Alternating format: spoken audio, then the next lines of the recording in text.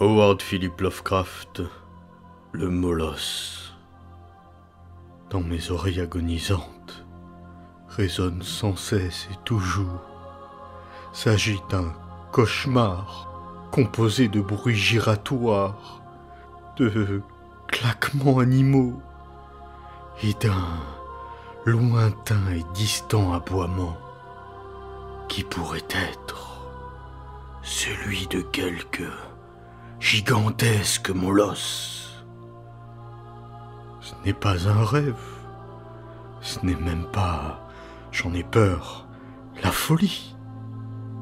Car trop de choses me sont arrivées déjà pour que je puisse nourrir encore quelques doutes miséricordieux.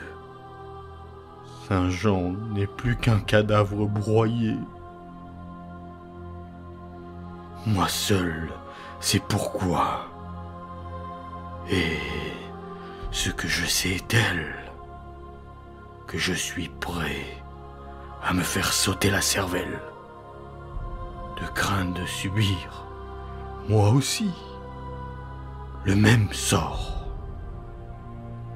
Sans répit rôde, dans les allées sans limite et sans jour, de l'imaginaire le plus affreux, la noire, l'informe Némésis, qui m'entraîne progressivement vers l'annihilation de moi-même. Que le ciel me pardonne l'audace insensée et les soucis morbides qui nous conduisirent tous deux à un aussi monstrueux destin. Là des préoccupations quotidiennes d'un monde trop prosaïque, alors que même les joies de l'amour et de l'aventure nous paraissaient toujours semblables. Saint-Jean et moi nous étions tournés avec enthousiasme vers tous les mouvements esthétiques et intellectuels qui pouvaient promettre un répit, un soulagement à notre ennui sans fin. Les énigmes des symbolistes, les extases des préraphaélites furent nôtres en leur temps, mais à chaque nouvelle lune, chaque enthousiasme était épuisé, et combien trop vite. Fini la séduction et la nouveauté qui nous avaient distraits. Seule la sombre philosophie des décadents put nous aider. Nous ne lui trouvâmes quelque pouvoir qu'en développant en profondeur le satanisme de nos recherches. Baudelaire et Human nous en eûmes vite tiré tout le suc. Finalement, il ne nous resta plus que les stimuli plus directs encore, des expériences et des aventures personnelles les plus surnaturelles. Cette épouvantable quête émotionnelle nous menant en fin de compte à la détestable entreprise que, même maintenant, dans ma terreur actuelle, je n'ose mentionner qu'avec honte et crainte. Cette extrémité de l'innommable, blasphème à l'égard de l'homme même. Je veux dire, le viol des tombeaux. Je ne peux dévoiler ici le détail de toutes nos expéditions condamnables, ni même commencer le recensement des plus affreux trophées qui ornaient le macabre musée que nous nous ménageâmes dans la grande demeure de pierre où nous habitions ensemble, seuls, sans domestique. Notre musée était un endroit maudit, impensable, où, animés par ce goût satanique des virtuoses de la névrose, nous avions réuni un monde de terreur et de pourriture, le seul à pouvoir réveiller nos sensibilités émoussées.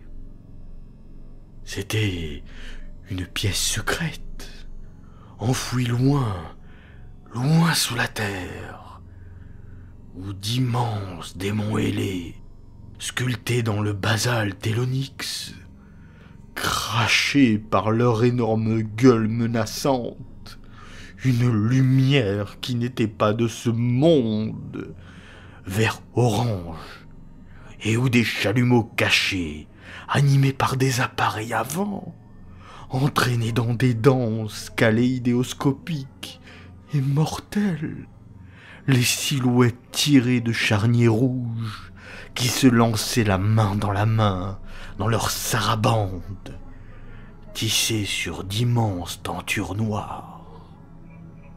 Par d'autres conduits nous venaient, au gré de notre désir, les effluves que nos humeurs souhaitaient. Parfois, la senteur de paliers funéraires, parfois, l'encens narcotique des lointains sanctuaires orientaux aux pourritures royales dont nous rêvions. Et parfois, ô combien je frissonne, à l'heure dite, les remugles atroces à vous remuer l'âme du tombeau que l'on vient d'ouvrir. Au mur, aux parois de cette pièce hideuse, des réceptacles contenant d'antiques momies, alternés avec des corps ravissants, toujours vivants, embaumés à la perfection, et que surmontaient des pierres tombales dérobées dans les plus anciens cimetières du monde. Ici et là, des niches renfermaient des crânes de toutes formes et des têtes à tous les stades de la décomposition. On pouvait y trouver les chefs audacieux, pourrissants et chauves, de grands seigneurs, et ceux frais, dorés et radieux d'enfants nouvellement terrés.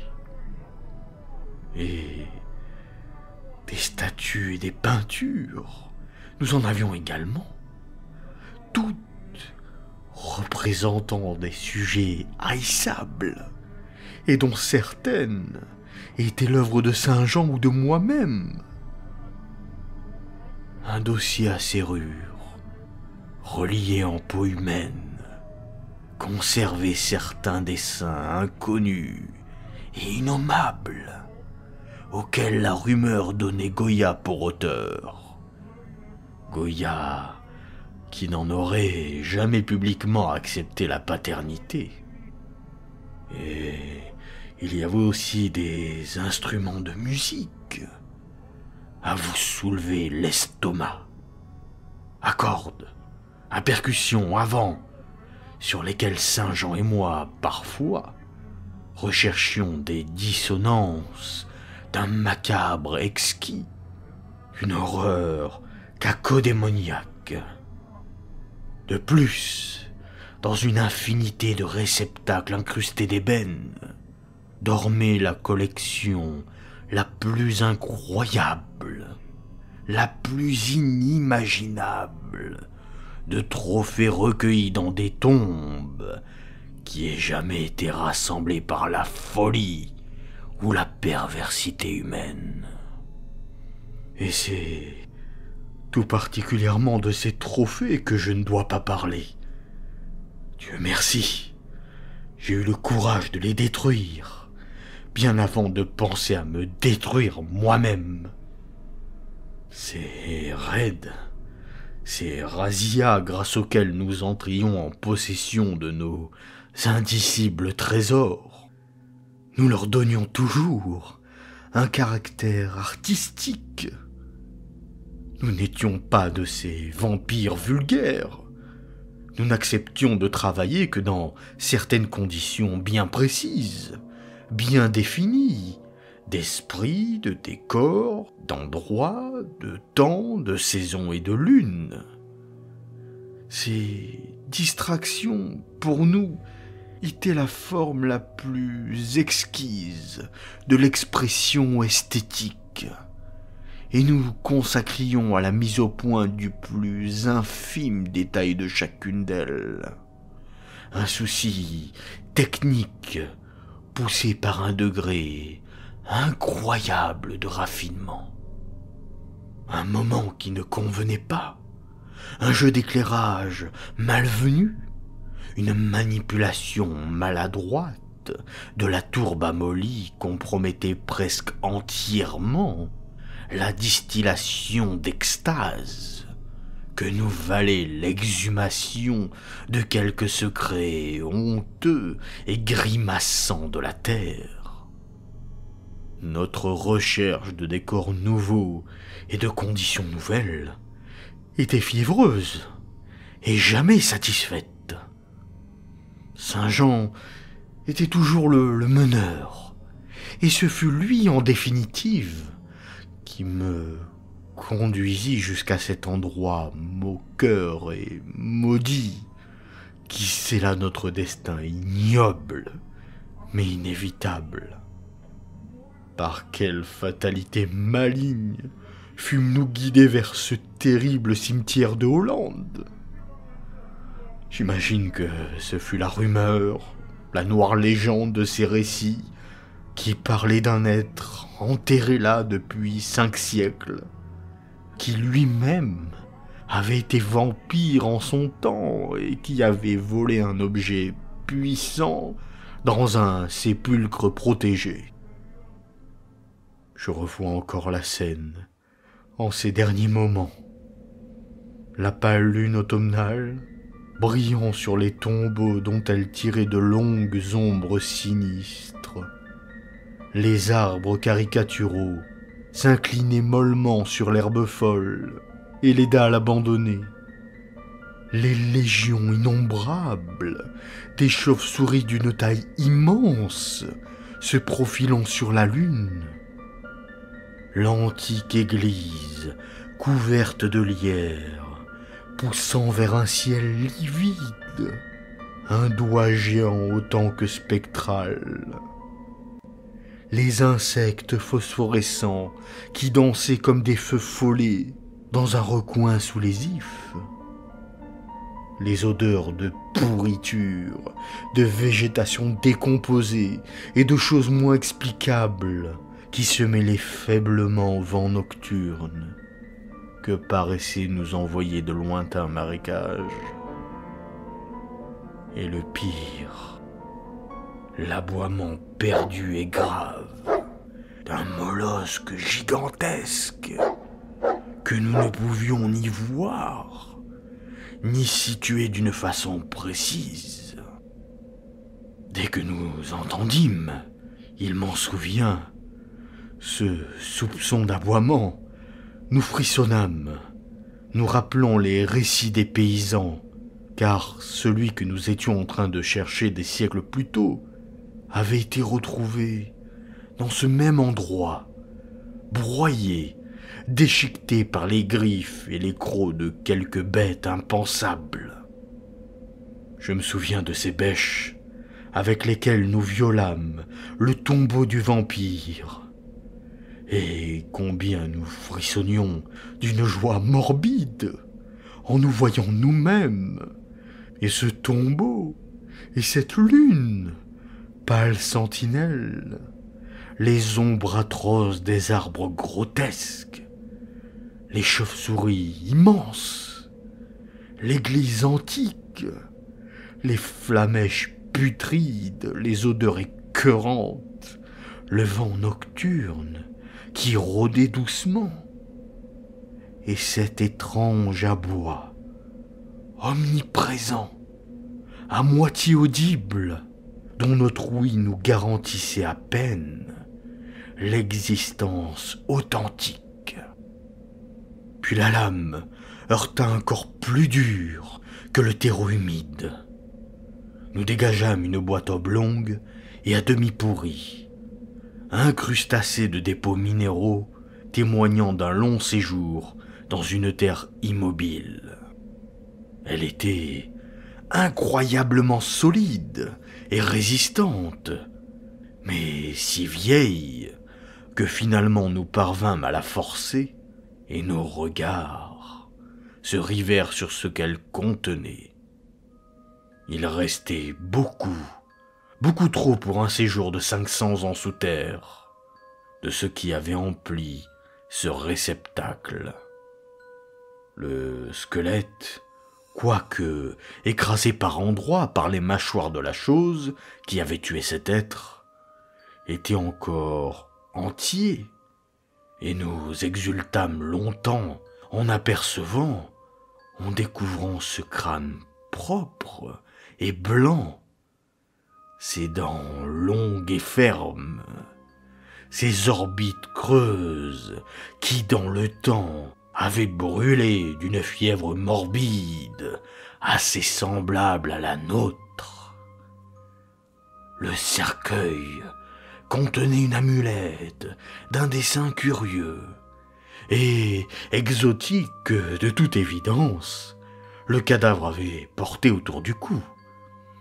C'était la silhouette curieusement stylisée d'un molosse accroupi et ailé, sorte de sphinx à la tête à demi canine, d'une gravure exquise, suivant le style de l'Ancien Orient, taillé dans un morceau de jade vert.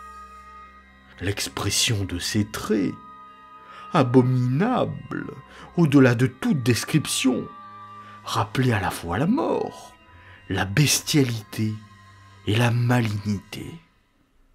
Sur sa base était gravée une inscription rédigée en caractères que ni Saint Jean ni moi ne pûmes identifier, et sur le revers, comme le sceau de son fabricant, une sorte de crâne grotesque mais redoutable.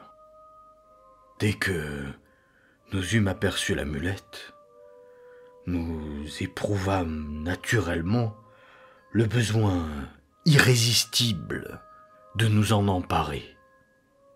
Ce trésor, à lui seul, était la récompense logique et suffisante du travail qu'avait représenté le viol de ce tombeau séculaire.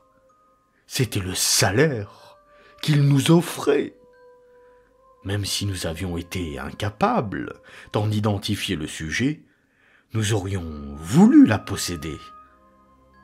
À la regarder de plus près, nous nous aperçûmes qu'elle était loin de nous être totalement étrangère.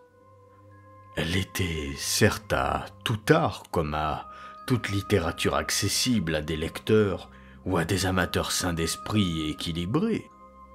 Mais nous y reconnûmes, nous, tout de suite, la chose dont il est question dans le Necronomicon, l'ouvrage interdit de l'arabe fou Abdul al-Azred, le symbole spirituel et spectral du culte nécrophage de l'inaccessible Leng, au cœur de l'Asie centrale.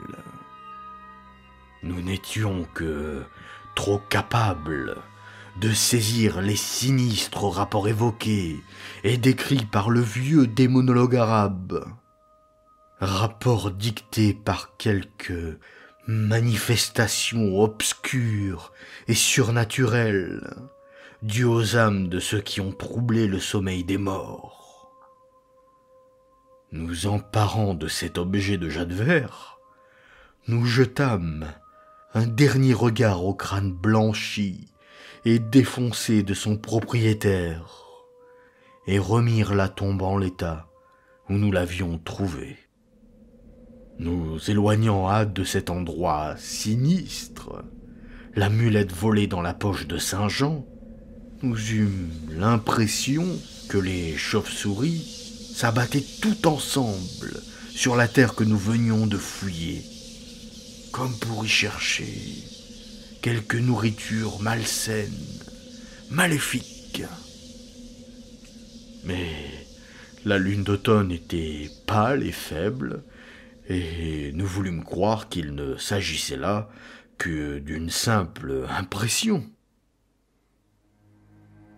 Tandis que le jour suivant, notre navire quittait la Hollande pour regagner notre pays, nous eûmes le sentiment d'entendre une sorte d'appel, un aboiement faible et lointain, comme un molosse gigantesque lancé à notre poursuite.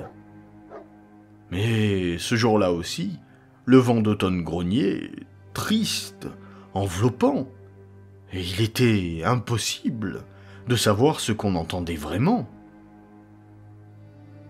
Moins d'une semaine après notre retour en Angleterre, des choses étranges nous arrivèrent.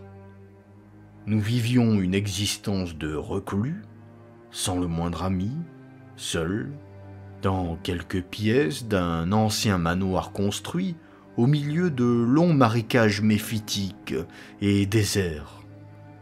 Il était bien rare qu'un visiteur vînt frapper à notre porte. Mais désormais, ce qui nous éveillait constamment la nuit, c'était une sorte de vague grattement, non seulement à nos portes, mais à nos fenêtres aussi, en haut aussi bien qu'en bas.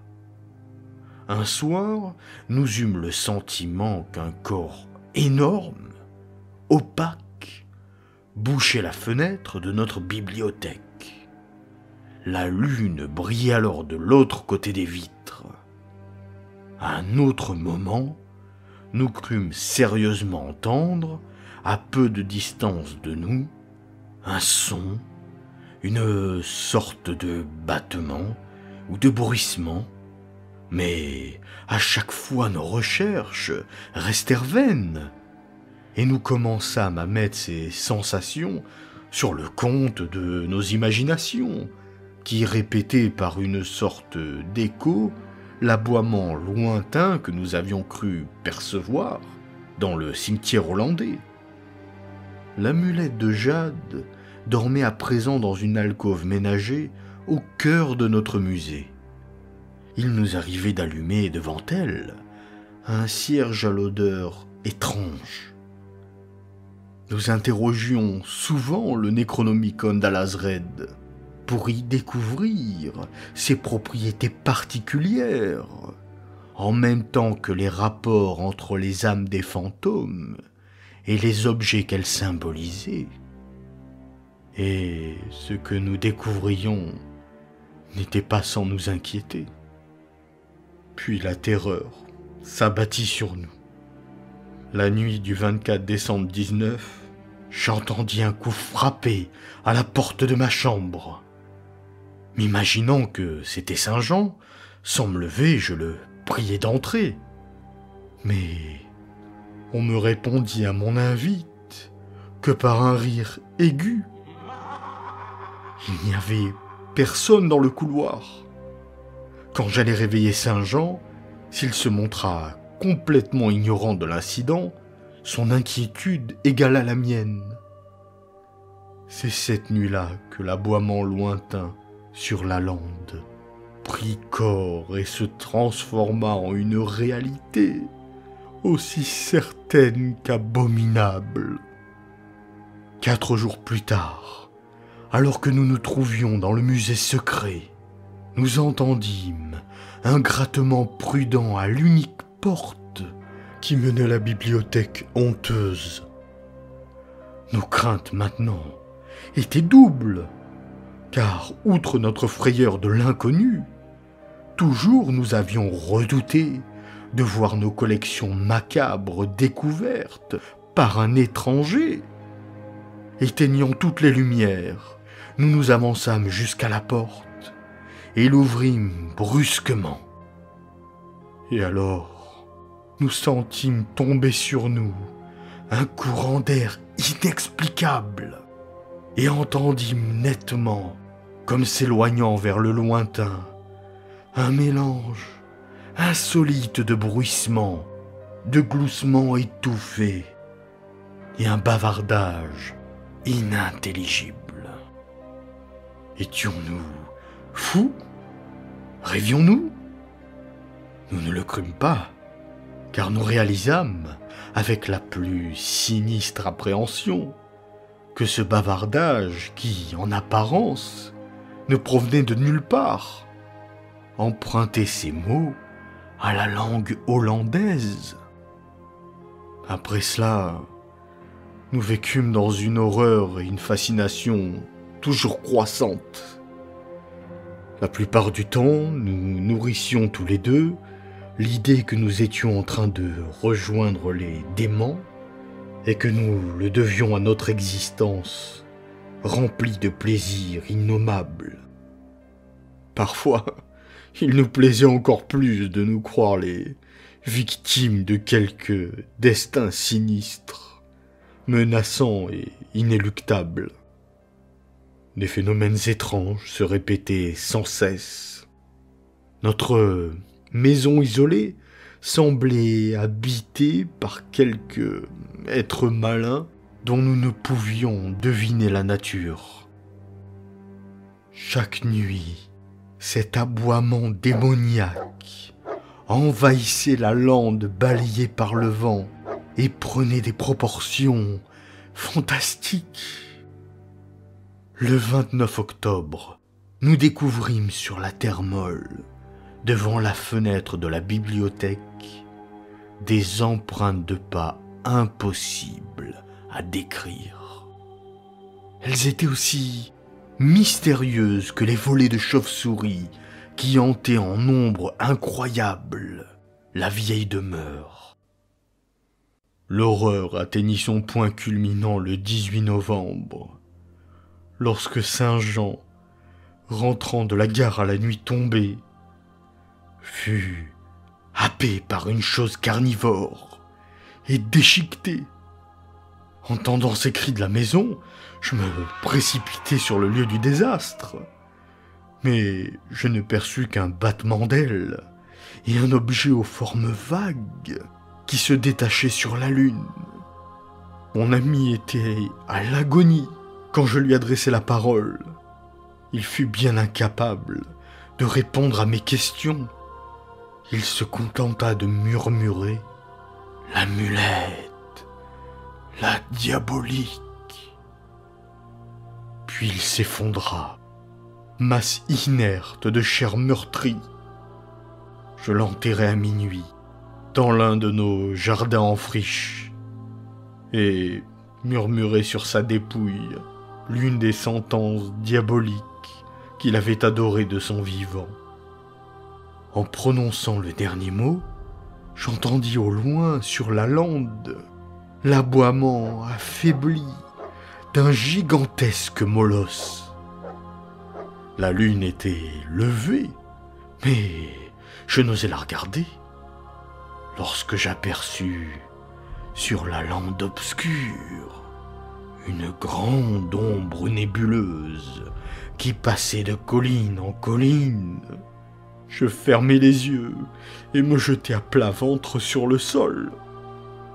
Quand je me relevai en tremblant, combien d'instants plus tard, je ne sais, j'entrai en titubant dans la maison et m'agenouillai plusieurs fois devant l'amulette de jade.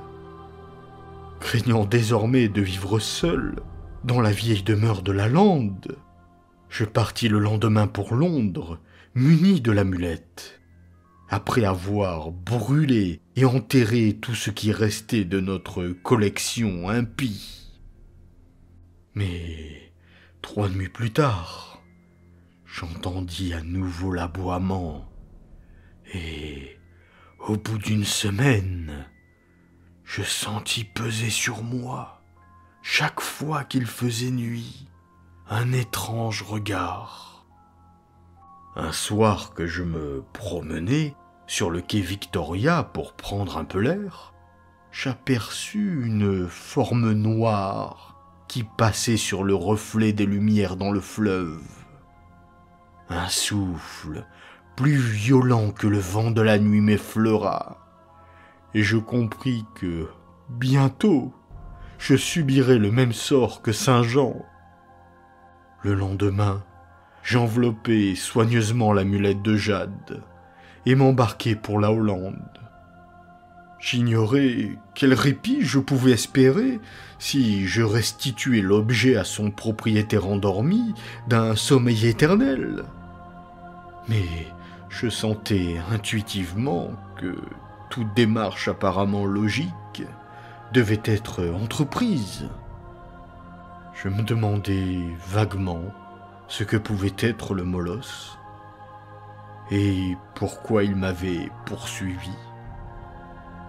Mais c'est bien dans le vieux cimetière que j'avais entendu pour la première fois l'aboiement. Et tout ce qui avait suivi, y compris les mots murmurés par Saint Jean mourant, rattachait la malédiction au vol de l'amulette. C'est pourquoi je sombrai dans un abîme de désespoir lorsqu'en entrant dans une auberge de Rotterdam, je m'aperçus que des voleurs m'avaient dérobé mon seul instrument de salut. L'aboiement fut encore plus fort cette nuit-là, et au matin, j'appris qu'un acte sans nom venait d'être commis dans les bas-fonds de la ville. La plèbe était terrorisée, car dans un bouge était survenue la mort rouge qui éclipsait les pires crimes du voisinage. Dans un taudis de voleurs, une famille entière avait été déchiquetée par un être inconnu qui n'avait laissé aucune trace. Et les voisins avaient entendu toute la nuit le hurlement profond et obstiné d'un gigantesque molosse. Je regagnai le cimetière morbide, où la pâle lune d'hiver jetait des ombres hideuses, où les arbres morts se penchaient mélancoliques vers l'herbe flétrie, brûlée par le gel, vers les pierres tombales éventrées, où l'église couverte de lierre dressait un doigt dérisoire vers le ciel ennemi, où le vent nocturne hurlait follement, glacé par son passage sur les marées gelées et les mers polaires. L'aboiement maintenant était faible. Il s'interrompit quand je m'approchai de la vieille tombe que j'avais autrefois violée et délogeai une volée de chauves-souris qui hantait ces lieux. Je ne sais pourquoi j'étais venu en cet endroit, si ce n'est pour prier ou murmurer de folles excuses à la forme blanchâtre qui gisait sous cette pierre. Mais, quelle qu'en fût la raison, j'attaquai le sol à moitié gelé, avec un désespoir venu en partie du fond de moi-même, en partie d'une volonté étrangère. Le travail fut beaucoup plus facile que je ne m'y attendais. Un moment cependant, je fus interrompu. Un vautour s'abattit du ciel glacé et se mit à picorer violemment la terre que je retournais. Je dus le tuer à coups de bêche. J'atteignis enfin le cercueil oblong, et pourrissant et soulevai le couvercle vermoulu. Ce fut mon dernier acte raisonnable. En effet, replié dans le cercueil, ceinturé d'une brochette cauchemardesque, d'énormes chauves-souris cartilagineuses et endormies, apparut le squelette que j'avais pillé en compagnie de mon ami. Il n'était pas net et calme, comme nous l'avions vu, mais couvert de croûtes de sang, de lambeaux de chair, de touffes de cheveux. Et il me contemplait du fond de ses orbites phosphorescentes. Ses crocs aiguisés et ensanglantés grimaçaient un rictus moqueur à la perspective du destin inéluctable qui m'attendait. Et lorsqu'il lança un aboiement de basse, comme en aurait poussé un gigantesque molosse, lorsque je vis dans sa griffe sanglante l'amulette fatale que j'avais perdue, je me contentai de hurler, de m'enfuir, et mes cris se perdirent dans le tonnerre d'un rire hystérique.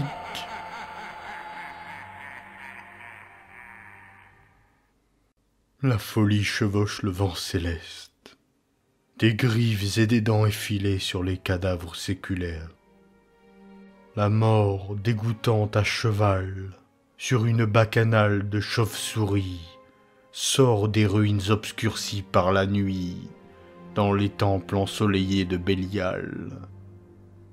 Maintenant que l'aboiement de ce monstre mort et squelettique grandit sans cesse, maintenant que le souffle furtif de ces diaboliques ailes palmées se rapproche, j'irai chercher dans la balle d'un revolver mon seul refuge loin de ce qui est indicible et innommable.